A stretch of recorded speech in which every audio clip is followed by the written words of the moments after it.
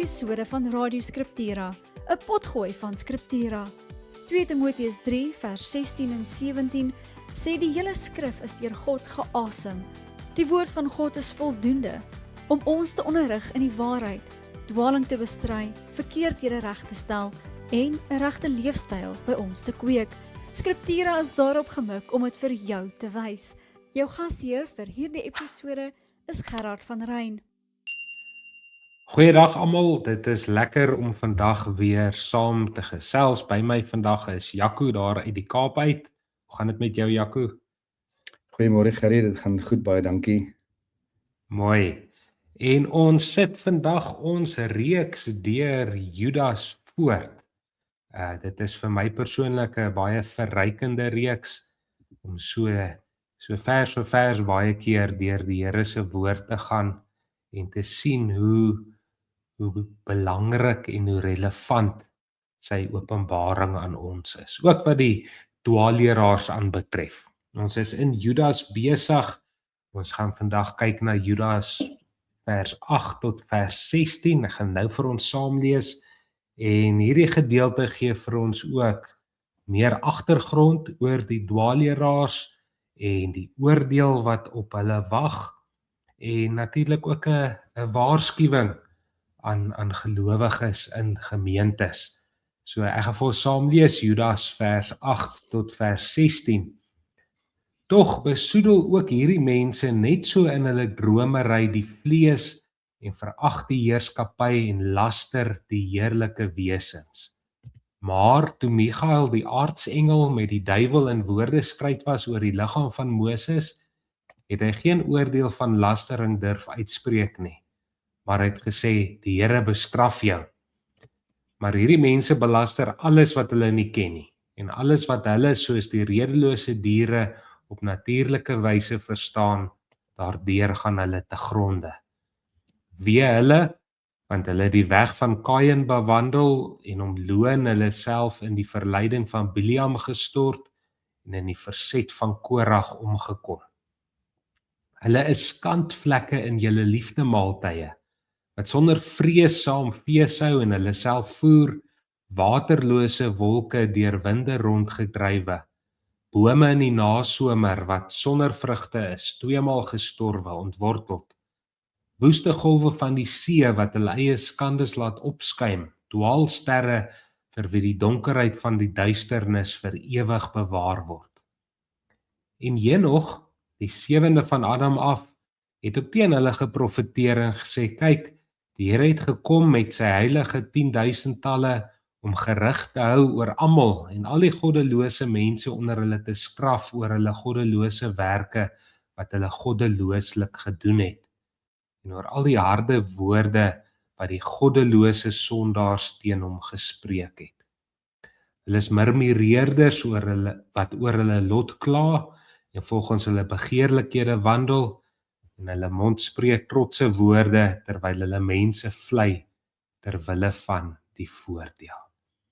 Nou Jaco, dit is 'n mondvol en hier's baie dinge, baie interessante dinge wat aandag trek, die woordewisseling tussen Michael en die duiwel en Henog, sy woorde en opvallend hierso aan die einde rond hier in vers 15, ek weet nie of almal gehoor het hoeveel keer die woord goddeloos daar gebruik word nie. Ja, die goddelose mense en die waarskuwing en die straf wat op hulle wag. Nou, kom ons gaan vandag saam gesels, ons gaan gesels oor drome as openbaring en dan oor die oordeel wat aangekondig word en dan oor hulle wat in die gemeente of by die gemeente is, maar nie waarlik deel nie. En net weer laastens wat onderstreep word in hierdie gedeelte, maar alles gaan oor hierdie mense self. Nou, die gedeelte begin in vers 8. Tog besoedel ook hierdie mense net so in hulle dromery die vlees, verag die heerskappy en laster die heerlike wesens. Dit is interessant, ons het dit vroeër al in hierdie reeks genoem dat hulle dwaalleer tot 'n verkeerde lewenstyl lei. So leer en lewe is belangrik. En nou lees ons hier van hierdie dwaalleraars se dromery. So hulle het gesag verleen aan dit wat hulle gedroom het. En op dieselfde manier, selfe proses het hulle dan die gesag van God en die gesag van sy woord ongedaan gemaak. Nou Jaco, hierdie dromery van hulle, hoe dink jy dit uitgespeel en hoe sien ons dit vandag, dink jy? Gerry, ja, ek dink hier's 'n kombinasie van verskillende goed in hierdie vers. En hy praat ook van besoedelde liggaam. So dit klink of daar 'n seksuele praktyk ook hier betrokke is of seksuele onreinheid en dan praat hy van, ek moet net sê die mense wat hulle besoedel die vlees, dromery besoedel die vlees, verag heerskappy en lasterlike wesens. Is 4 dinge wat amper so hier bymekaar kom. So dit gee vir ons 'n baie goeie karakter van wat hierdie mense was. Dis mense binne in die kerk, mense wat allerhande dromery gehad het en sogenaamde spesiale openbarings of wat ook al hulle met die dromery voorgehou het, gedoen het, terwyl hulle self mense is wat immoreel leef, wat die liggaam besoedel. Tesame daarmee verag hulle die heerskappy en laster hulle hemelse wesen. So hierdie is as mense dit altyd mekaar bring, is mense wat sy lewenstyl nie gespreek het van 'n gesonde lewe en lewe nie. Dis besoedeling van die liggaam. Obviously was dit ook hier seksuele immoraliteit. Maar terwyl hulle seksuele immoraliteit bedryf, bely hulle om hierdie vreeslike drome te hê. Hierdie drome oor goddelike openbaring en insigte en mistisisme, as mense so wil saamvat. Terselfdertyd in daai arrogansie waar hulle beweer hulle het hierdie spesiale insigte en kennis van God via dromery en visioene en wat ook al, plaas hulle self in 'n arrogante posisie van okay, ons het mos nou insigte, diep insigte en belaster hulle hemelse wesens. En ek meen as die volgende vers gee vir ons die aanduiding van wat het hulle belaster. So dis tipies mense wat met hemelse wesens gepraat het en uitsprake gemaak het teenoor hemelse wesens, bestrawing teenoor hemelse wesens, nê. En ek meen as hy die voorbeeld van Moses gebruik en dan sê hy maar selfs Moses, met die dood van Moses het Michael nie direk met Satan gepraat en hom vervloek nie. Hy het vir hom gesê God bestraf jou. So duidelik het hierdie mense hulle self aangematig in 'n posisie geplaas dat hulle het gesag.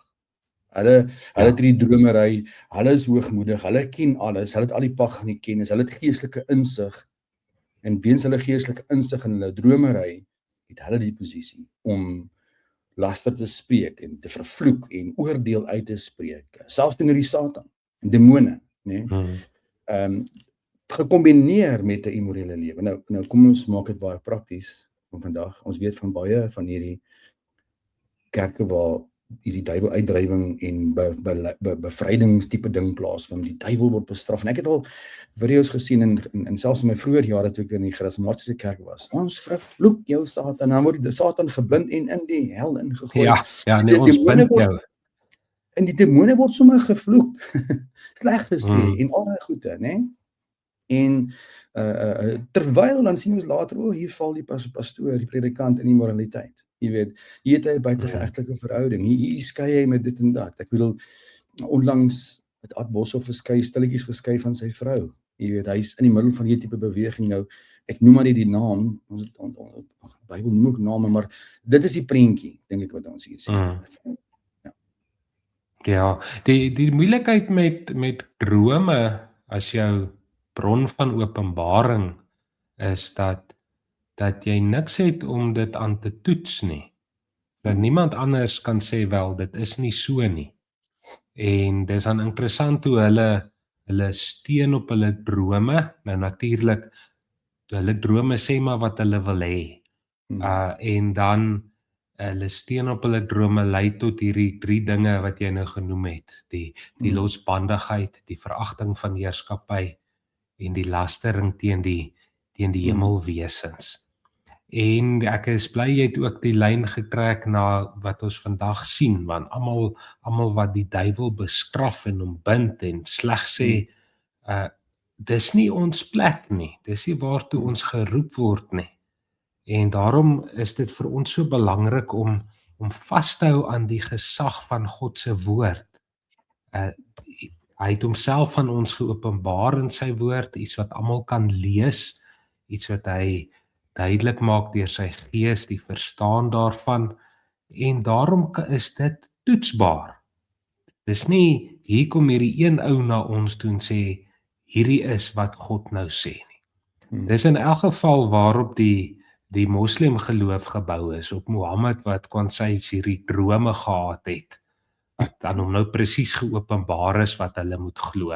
En as dit interessant is, jy later in hulle geskiedenis gaan kyk, ook oor gruwelike losbandigheid, toe Mohammed naderhand baie jong meisie as vrou wou vat, toe eendag staan op sy oë en hy het 'n droom gehad wat sê, die profeet mag dit doen. So hierdie drome, idees lei altyd dan na hierdie losbandige lewe, natuurlik ook te doen met, ons sien die voorlopers van die gnostici by hierdie mense wat sê maar, die vleeslike is nie belangrik nie, ek kan maar daarmee doen wat jy wil, en dit wys net hoe relevant God se woord is, en hoe gereeld hoor ons iemand sê, maar God het vir my gesê, of ek het in 'n droom bevestiging gekry, of iets in daardie lyn.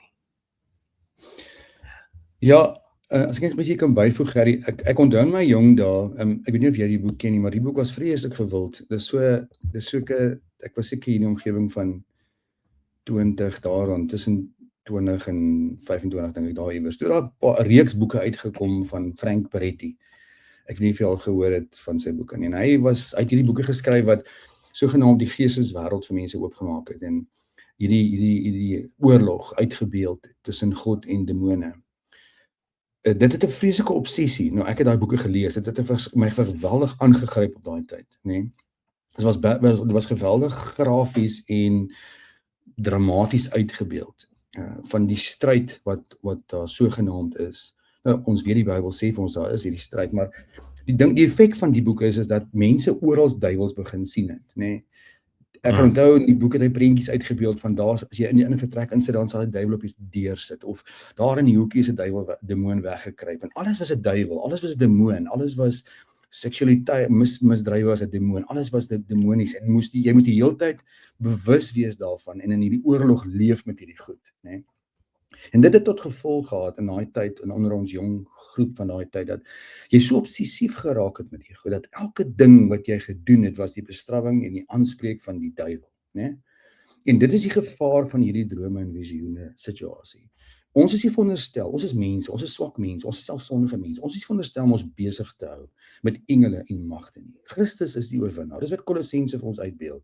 En ek sal graag ons luisteraars aanmoedig, gaan lees die boek Kolossense. Dit is 'n boek wat kort na ek uit daai beweging uitgekom het, vir my bitter baie beteken het, is ons hoef nie obses te wees oor, selfs engele, die Bybel sê engele is dienaars van God, maar dis nie ons plek om heeltyd engele te roep nie. Ek het al gehoor, roep mense engele.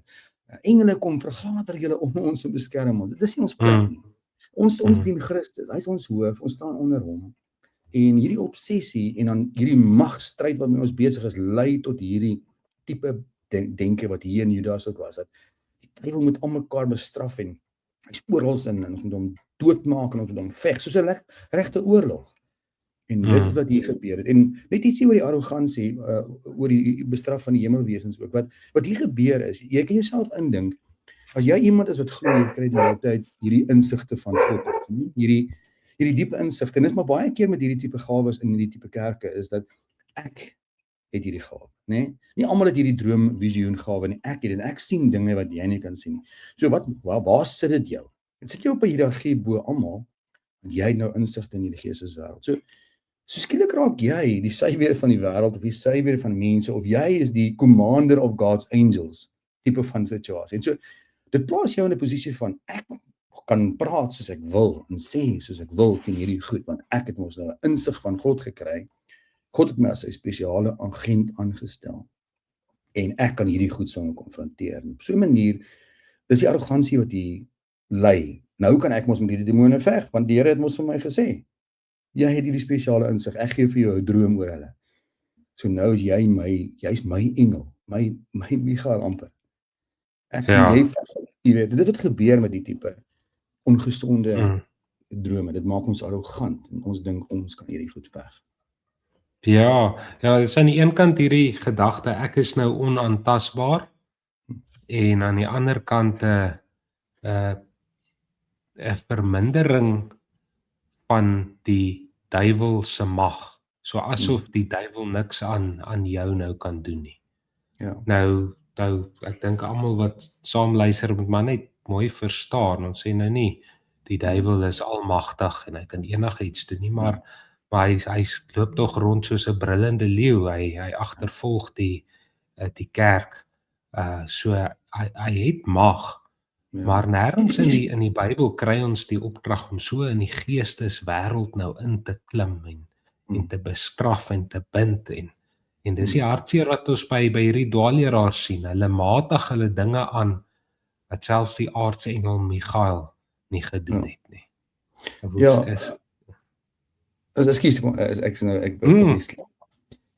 ek het nou net Ad Boshoff se naam genoem, maar ek wil dit tog bietjie baie relevant maak. En die doel hoekom ek die naam noem, wil ek net ook hier kwalifiseer. Dis nie om 'n persoon sleg te sê of sleg te praat nie, maar ek het al hierdie ouens se preke al gaan kyk. Jy kan kyk na Bill Johnson se preke, jy kan gaan kyk na Benny Hinn se preke, jy kan gaan kyk na Ad Boshoff se preke.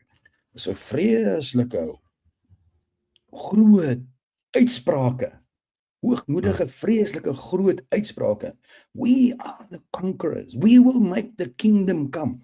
I mean, Bill Johnson het 'n boek geskryf, Heaven on Earth. Die beginsel agter daai boek is ons word soos Jesus. Jesus het ons lewe op aarde kom mimiek, as ek die Engelse woord kan gebruik. Beteken ons kan presies doen wat Jesus doen.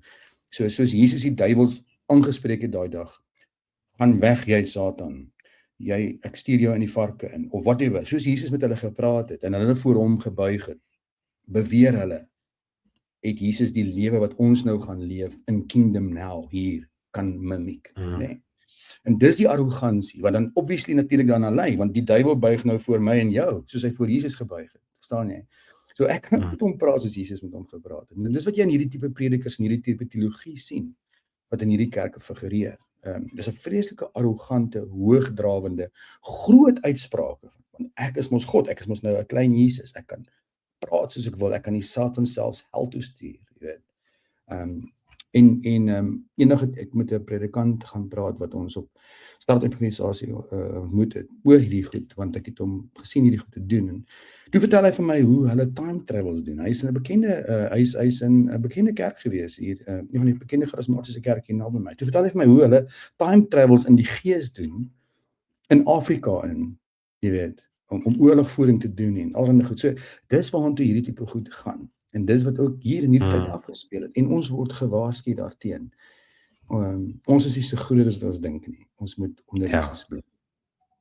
Ja, dis interessant, die oomblik wat die fokus op die mens begin val, die oomblik wat Christus en wie hy is verskraal word, dan moet ons die gevaarligte flikker, dan is die duiwel hard aan die werk, want allerhande tierlantynkies en alles wat ons sien wat deesdae in kerke insypel, is maar die fokus wat doelbewus dan van Christus afgetrek word. As ons dan verder in die gedeelte beweeg, is hier van vers 11 af die oordeel wat aangekondig word. Dan kry ons voorbeelde wat genoem word oor hierdie mense wat ons uit die Ou Testament uit kry. Hulle bewandel die weg van Kaïn. Nou Kaïn is op 'n manier deur baie gesien as die eerste sondaar. Die sondeval het met Adam en Eva plaasvind. Hulle is die eerste sondaars, maar hy wat sy broer vermoor het, en dan die verleiding van Biliam wat ander gelei het om sonde te doen en wat gierig was. En dan ook lees ons van die verset van Korag. Nou Korag het saam met ander opstand teen Moses hulle gelei in Numeri 16. So dis weer eens die verwerping van die gesag wat ons sien. Nie 'n tevredenheid met met die plek wat God jou gegee het nie, maar wil altyd meer. Alles gaan oor jouself. Nou, wat moet ons sien onder hierdie verwysings na persone uit die Ou Testament uit, dink jy? Ja, ek dink dit is die konteks waarbinne Judas natuurlik hierdie goed sê, wat vir ons koneksie maak in wat hy gesê het. Kain sy lewenswandel was ongeloof, selfwilligheid, jaloesie, opstand teen God. Biliam se verleiding, Korag se wat omgekom het, al daai en dan selfs, hy verwys ook later na Henog, die sewende van Adam. So alle hierdie goed is in die konteks waarbinne hy hierdie goed sê. Dit spreek van voorbeelde wat vir ons verduidelik die hoogmoed, die aanmatigende houding, die valse uitsprake in die naam van die Here. Hoe mense mislei word daardeur, hoe hierdie mense voorbeelde daarvan was, en om vir ons meer konteks te gee, verduideliking te gee, van wat het hy bedoel met hierdie mense, wie is hierdie mense, om karaktereienskappe. Daarom gee hy hierdie voorbeelde vir ons. Ja, en dit wys vir ons hoe belangrik dit is om nie net die gesag van die woord te erken nie, maar om die woord te ken. Om dan ook die woord van God te lees as nodig en relevant vir ons lewens vandag. Ons moet na hierdie mense se verkeerde voorbeelde kyk en ons moet die waarskuwing ook hoor. Want daar's 'n rede wat ons in die Here se woord daarvan lees. En dit is dan so opvallend dat dit baie keer die Ou Testament is wat sulke ernstige nodige waarskuwings bevat, maar is juist die Ou Testament wat deur sommige mense net afgemaak word as vervelig en irrelevant. Maar ons het die hele raad van God nodig. As dit reg is met jou, kan ons na die volgende gedeelte toe aanbeweeg. Ons lees van hierdie mense dan verder in vers 12. Hulle is skandvlekke in julle liefde maaltye, sonder vrees feeshou en hulle self voer. Dis mense wat deelgeneem het aan die aktiwiteite van die gemeente. En die liefde maaltye, as ons in Handelinge lees, as ons 1 Korintiërs 11 lees, dan sien ons maar dit het oorgegaan gewoonlik in die nagmaal ook. So nie net het hierdie mense in die kerk ingesluip nie, hulle het saam gelewe asof hulle waarlik een is met Christus en met die ander, en op 'n manier het hulle dan self 'n oordeel oor hulle self natuurlik geëet en drink, maar ook eintlik 'n bespotting gemaak van die dinge wat die Here vir sy kerk gegee het.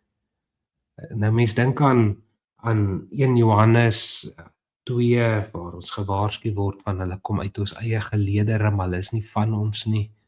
Die waarskuwing wat Paulus in Handelinge 20 aan die ouderlinge gegee het van die wrede wolwe wat in die gemeente insluip.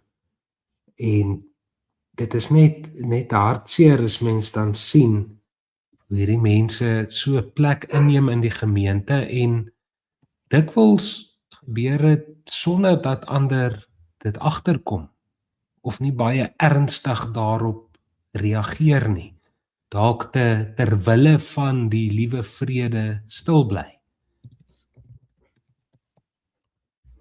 Ja, so ek die prentjie wat ons hier sien, hulle skandvlekke in julle liefdemaaltyd, dit is natuurlik die nagmaal. Wat verwys na ons liefdesmaaltyd, die nagmaal, wat hulle sonder vrees saam fees en hulle self voer. So dis duidelik mense wat onder in die kerk is. Dit herinner my baie aan wat toe ek gedink het oor die gedeelte toe Paulus die Efese ouderlinge bymekaar roep en hy sê onder julle eie self sal daar mense opstaan wat die volk gaan mislei. Nou dis natuurlik wat Biliam gedoen het. Biliam het die volk gaan probeer vervloek, maar die Here het hom gestop, maar éventueel het hy die volk mislei tot seksuele misdrywe. Dis die koneksie met die besoedeling van die liggaam daar in vers 8 waar ons begin het.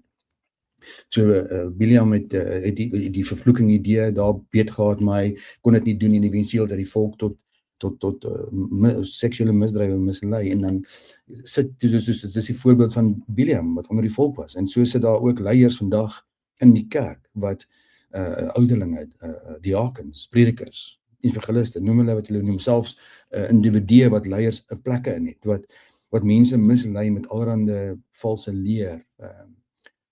Daar selfs mense wat ek vandag al gesien het, wat vrylik sekere goeie seksuele vrysinnigheid in hulle gesprekke propageer, jy weet.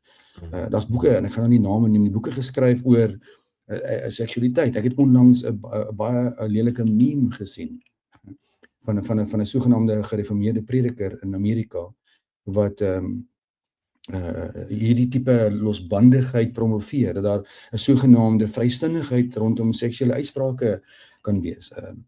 Wat staan hy bekende, dink aan Mark Driscoll, ek weet nie of jy kan Mark Driscoll se drome kan onthou nie. Mark Driscoll, dit is op en wel goed met die storie. Mark Driscoll het vertel in sy drome, hoe sien hy van sy lidmate seksuele omgang.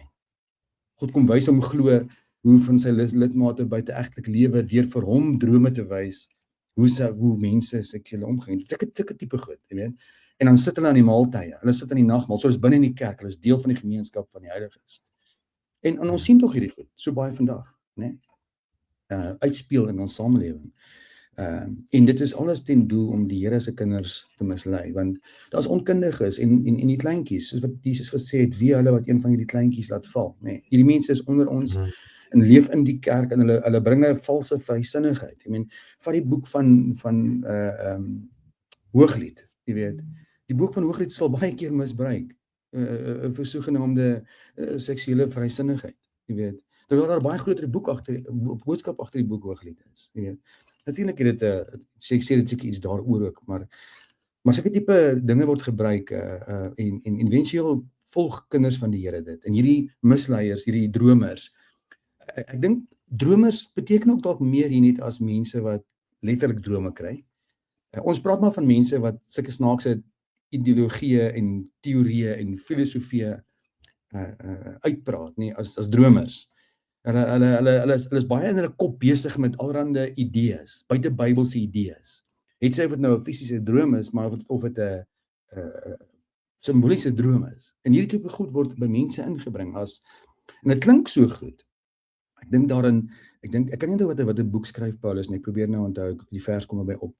Maar hy praat oor hierdie valsleerders, dan sê hy in die Engels sê hy, en ek gaan nou 'n bietjie parafraseer, and their ideas are very plausible. Hy gebruik die woordjie plausible in die Engels, nê. So hierdie argumente is vreeslik plausible. Mense val daarvoor as jy nie die Bybel goed ken nie, en dit klink verskriklik logies en pragtig, nê. Dit is hierdie dit is 'n denkbeeldige wêreld van emosies, 'n warbel van emosies, dromery. Dit is net fisiese drome altyd. Dit is 'n warbel van emosionele ekstase waarin jy ingetrek word. En daarin gebeur daar baie dinge, want nou ek kan baie vrysinnig met al hierdie emosies lewe, en dit lei tot seksuele immoraliteit ook en vrysinnigheid.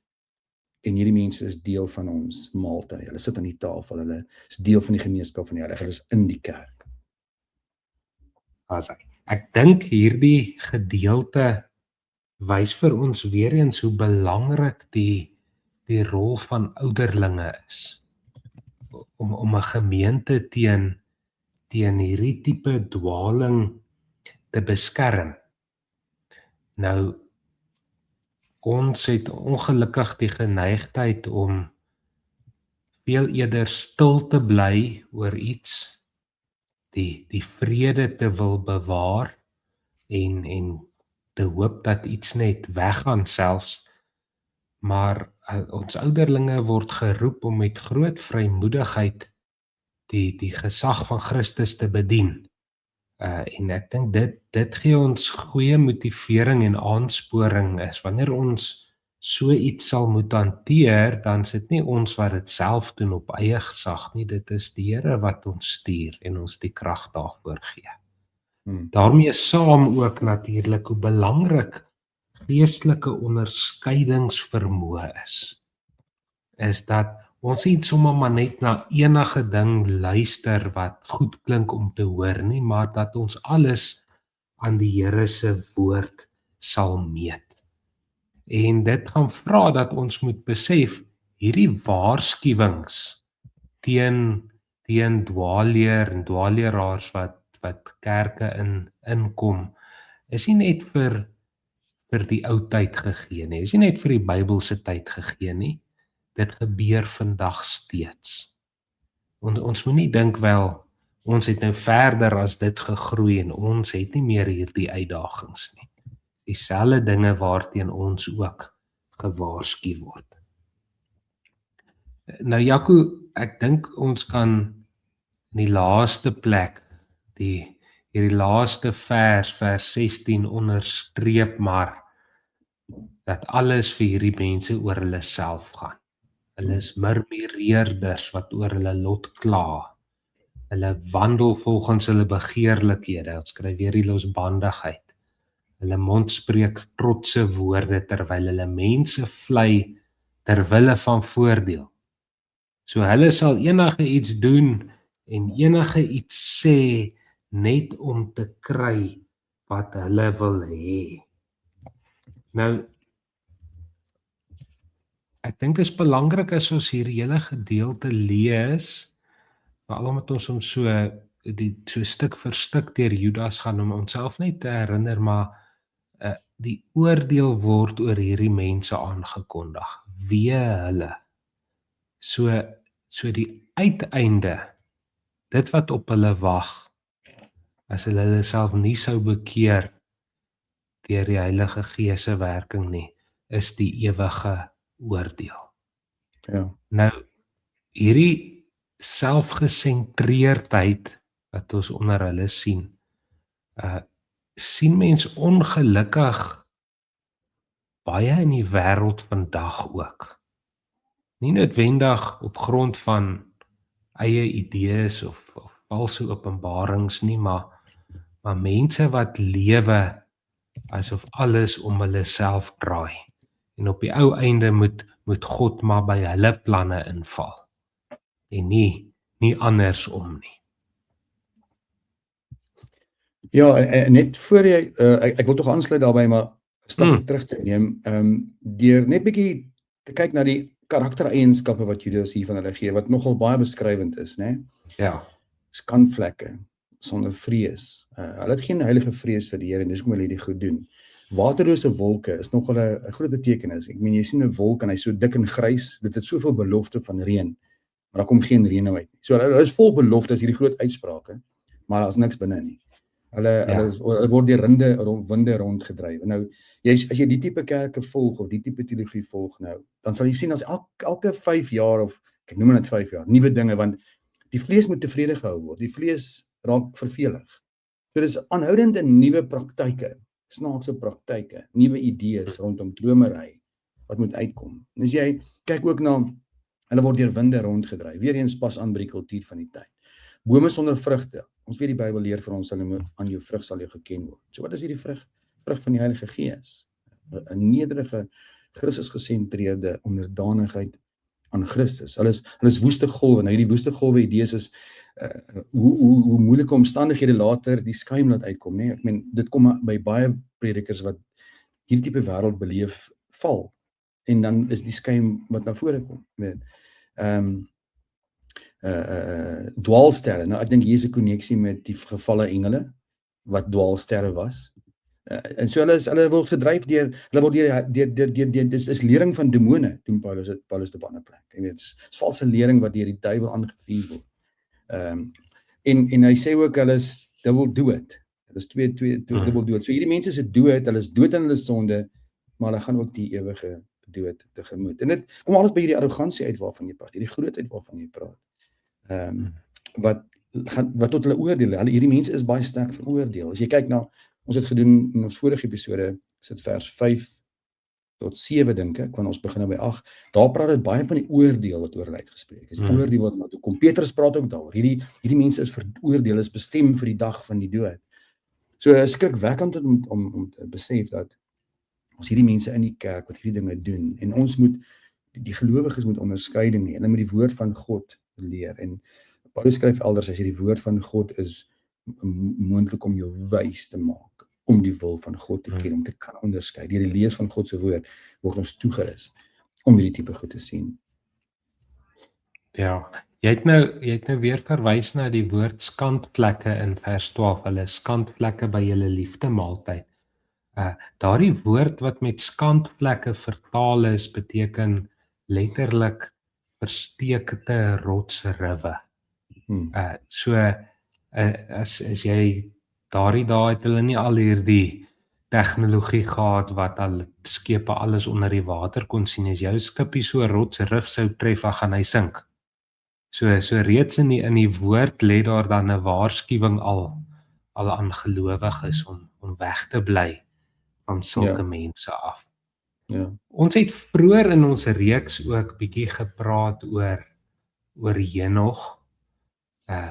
Die feit dat Judas hom hier aanhaal uit die boek Henog uit, beteken nie noodwendig, of dit beteken nie dat Judas nou sê wel goddelike gesag word aan Henog se skrywes gegee en dat dit nou deel van die Bybel moet wees nie.